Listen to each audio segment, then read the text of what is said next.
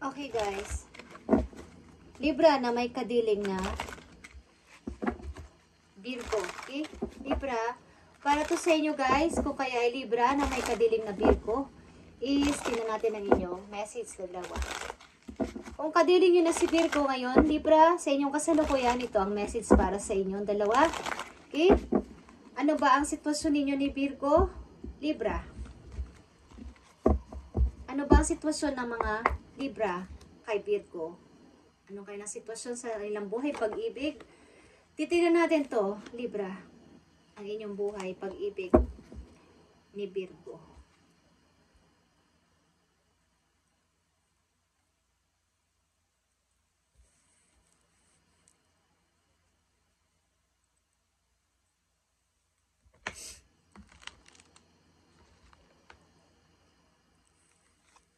Okay. Mukhang ito ay bagong pag-ibig pa lang, Libra. At ito ay parang hinihingi nyo na ng opinion sa inyong mga mahal sa buhay, ang inyong relasyon.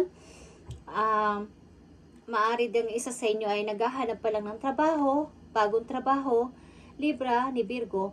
At inihingi nyo na to ng payo sa inyong pamilya. Kumbaga, papunta na siguro to sa pag-level ng inyong relasyon. At nag-uusap na ang pamilya ninyo about sa inyong relasyon. Okay? Kung hindi man is, maaaring mayroon kayong problema sa inyong buhay, magkarelasyon o magkakoneksyon. Yeah. Libra, maaaring may mahina ba ang katawan sa inyong dalawa ni Virgo, Libra?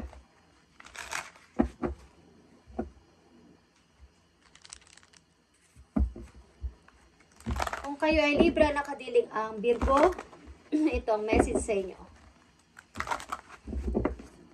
Nandito ang Three of Pentacles, Hierophant, and Four of Swords.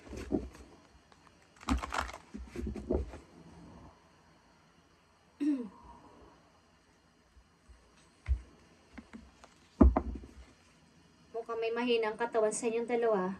Aliman sa inyong dalawa, Libra, ni Virgo. At may konti kayong gusot. Minsan, humihingi kayo ng payo sa mga friends nyo o sa member ng inyong family about sa inyong relasyon. Okay, Libra na may kadiling na Virgo.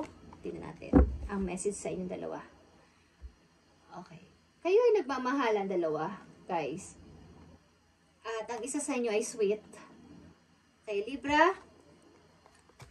Nandito ang Princess of Arrows. Seven of Coins. Seven of Pentacles. And the tradition. Okay. Andito na naman ang tradition. Mukhang may tutol din sa inyong relasyon.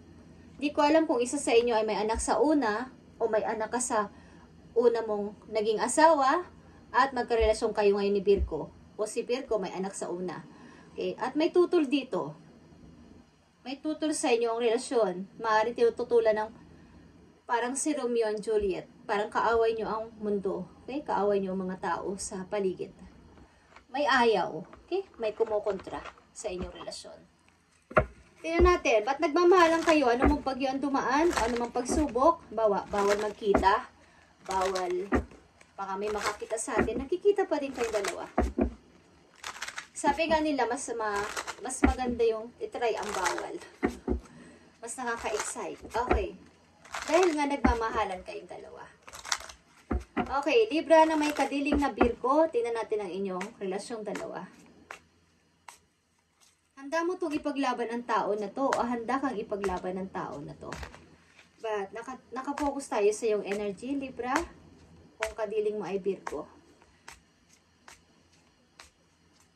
Mukhang ang isa sa inyo dito ay nag-iisip sa kapakanan ng inyong anak, kung may anak kayo sa una, at karelasyon nyo na si Virgo ngayon. Okay?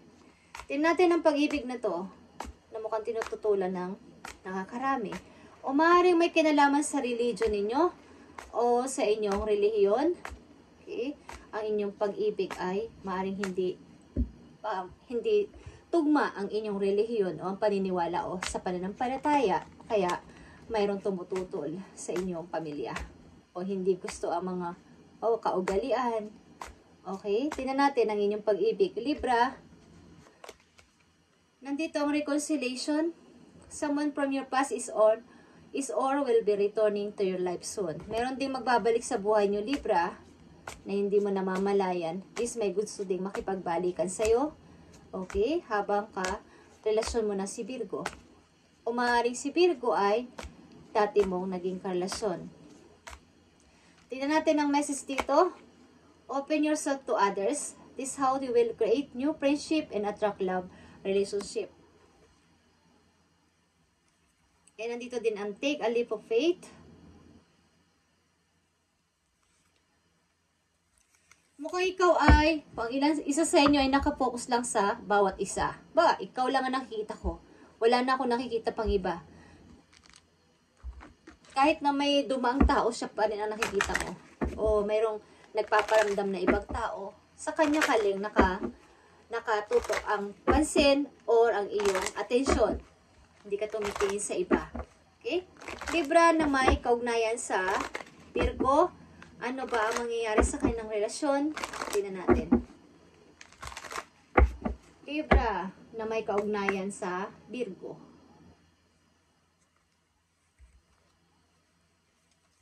Nandito ang yin and yang. Nakikita nyo to? Like the yin and yang symbol, twin flames contain a speck of each other's character within themselves. Kayo ay twin flame, Libra ni Virgo, at nandito din ang Two of Cups, ito ay soulmate.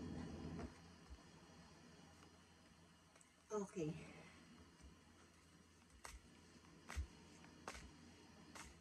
Meron dito nagsisisi na person kung bakit kanya pinakawalan, Libra. Okay, Libra na may kaugnayan sa Virgo, tingnan natin pa ang message dito. Nandito ang marriage. O, nakikita nyo to? Libra. A marriage of soul is union of two divine counterparts blending together. Okay. Kayo ay magpapakasal. At meron din dito nagigilt.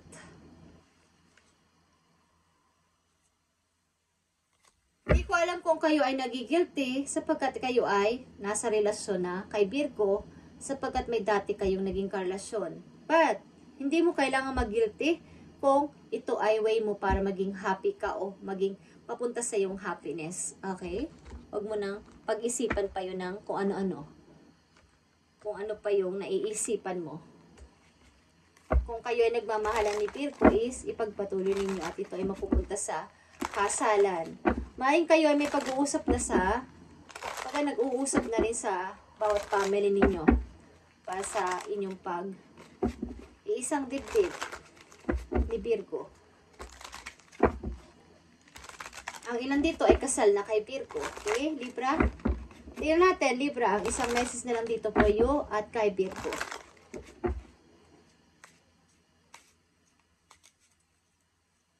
May mga pakunti-kunti lang kayong problema at hinihingi nyo minsan ang advice sa inyong mga kaibigan o sa mga malalapit nyong kamag-anak. Tingnan natin ang message sa inyo dito. Isang message na lang para kay Libra at kay Virgo.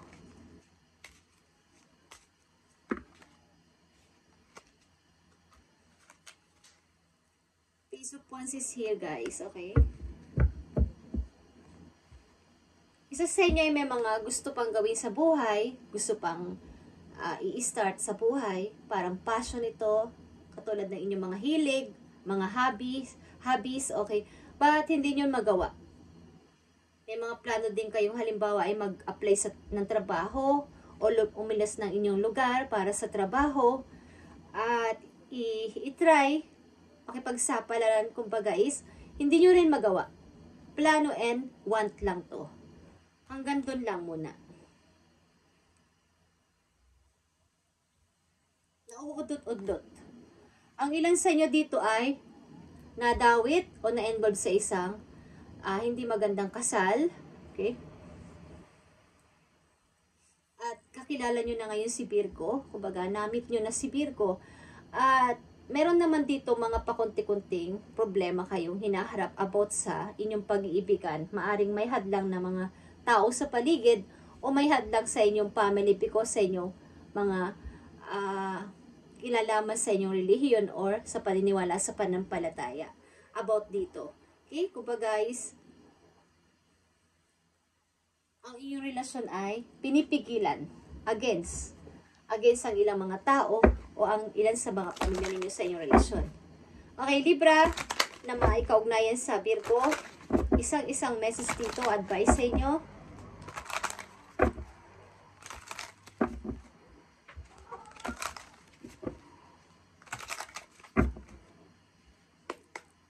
Message mo sa mga Libra na may kaugnayan sa Virgo. Okay, time to go, Libra. The sun sets and rises each day,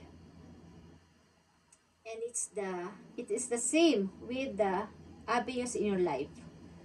See the beauty within each the sunset in your life, and know that the sun will also rise again tomorrow.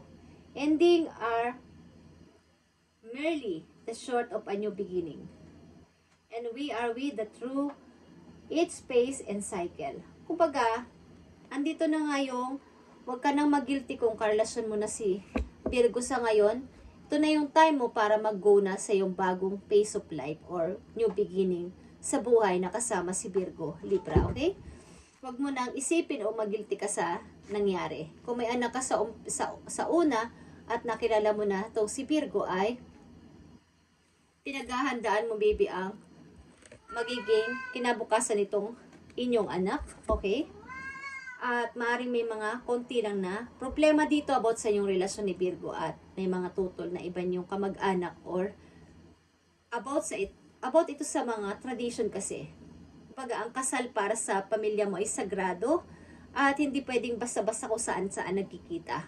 Okay? Maaaring maingay sila about sa ganong klase na panakaw na nag-uusap, panakaw na nagtatagpo, okay? Ayaw nila yung may masasabi ang paligid. Thank you and God bless, Libra, na may kaugnayan sa mga Virgo. Ito ang inyong message ngayong February 19, 2025. God bless and bye muna.